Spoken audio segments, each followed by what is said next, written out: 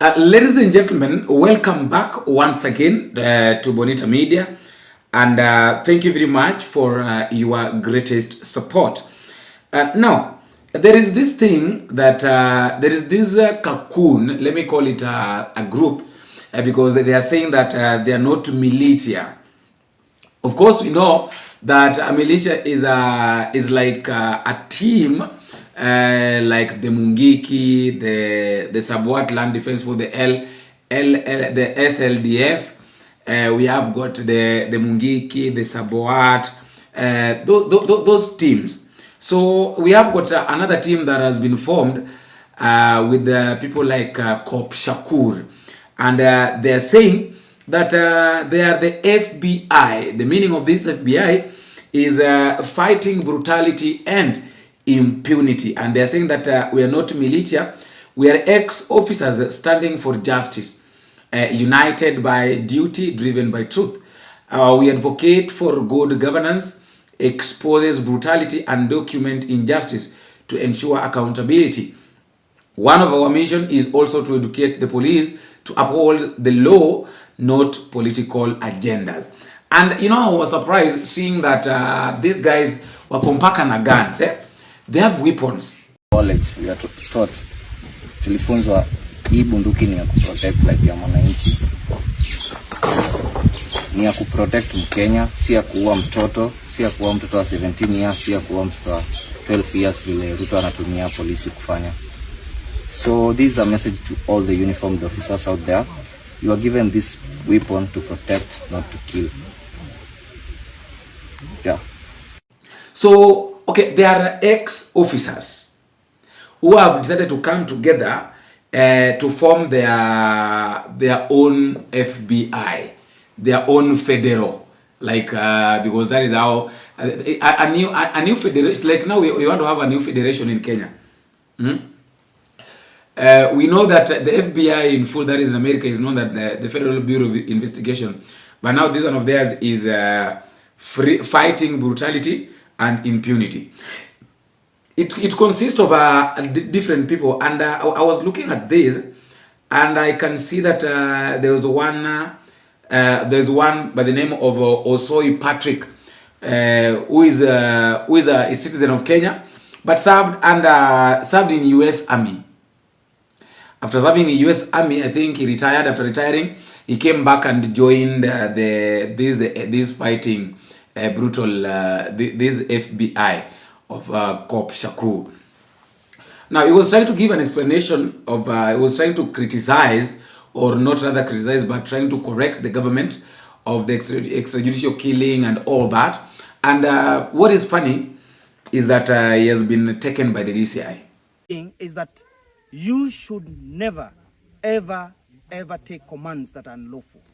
And in any case, if there is any officer, like you've seen, we are in conjunction right now, we are collaborating with Kop Shakur, we are collaborating with Avande Kimanthi, in a manner that any officer that will be dismissed from service due to circumstances of following or not following unlawful command, therefore, we are going to embrace them as a community, and we are going to reinstate them in the next year as we conduct our election.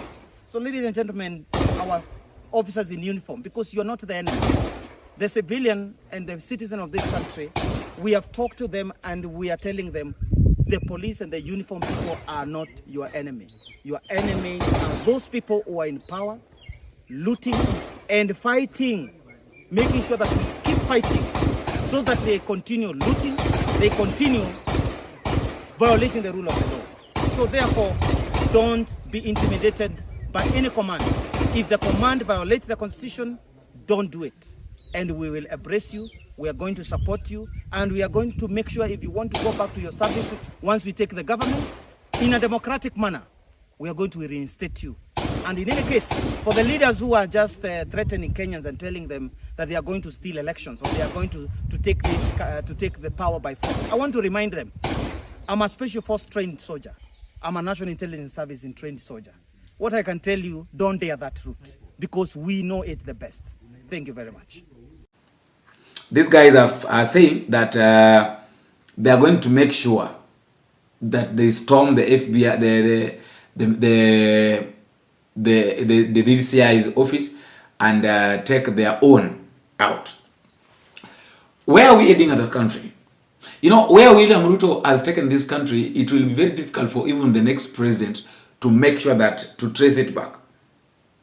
And one thing I know is that this team, if I told maybe this team will declare war with the police officers, hakuna Mkenya hata moja atasaidia polisi. There's no one. Not even the military will help the police, because angalia kitu ambacho the police are doing. Police are taking things as if now they are the ones to be had. Ni kama wao, Kenya ni yao. If they don't do anything, it can't happen. The second thing, I've heard Rigathi Gachagua saying that Ruto ndiye amemfunza siasa. That Ruto gave him platform. He was never known past Nyeri. And you know, I said this, that if there's a mistake that Ruto is doing, then Ruto is doing a mistake of making William Ruto, Rigathi Gachagua famous. Suppose angekaa tu na Rigathi Gachagua kama deputy president, Rigathi Gachagua angejulikana sana. William Ruto has mentored people like Dede Nyoro. Dede Nyoro is in his early 30s. Today he is a national leader. William Ruto has given him an opportunity to grow. Kimani Ichung'wah, Susan Kehika, Professor Kithure Kindiki, Rigathi Gachagua.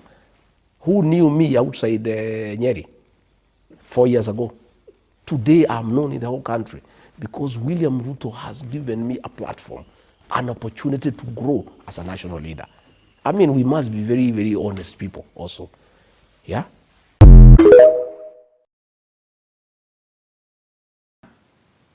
Unadhani Kithure Kindiki anajulikana?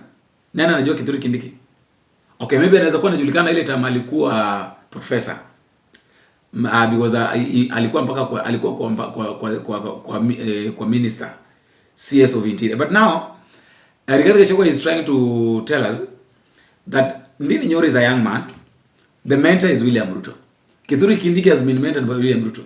So what happens is that unapata kwamba Ruto is giving these people platforms. Unaona? So he's giving them platforms. Kama unaona sasa kama Rigathi Gachagua has been given a very good platform. A very good platform.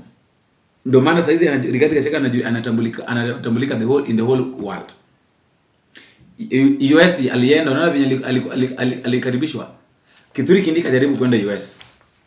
No, ajaribu tu aende US tuone venye atakaribishwa. So these are the kind of things that sometimes we talk about. That, you know, sometimes it's not, I can't say, I don't know whether I should say that it's not right or I should say that it's right, but the truth of the matter remains that things that are happening in this country are very dangerous. Na tuko pahali pabaya sana. And that's why I've said that the president that will come to replace William Ruto atakuwa na kazi ngumu sana. That person, if he is a man, atakuwa na kazi kubwa. Kama ni mwanamke, atakuwa na kazi. But I don't think kama mwanamke anaongoza Kenya. Hii Kenya haitaki mtu yote mwanamke. Ati rais akuwe mwanamke. This country haiwezi. Kama Ruto ni mwanaume na ana sweat mpaka ndani. Wewe niambie mwanamke atasikiaje? It will not be very easy. This country cannot be ruled. It cannot be governed by a president woman. It can't.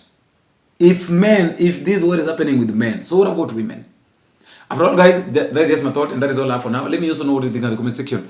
Don't forget to drop me a comment and tell me where exactly you're watching this video from. Until we meet again, I have been your host, Bonfosino. Bingo.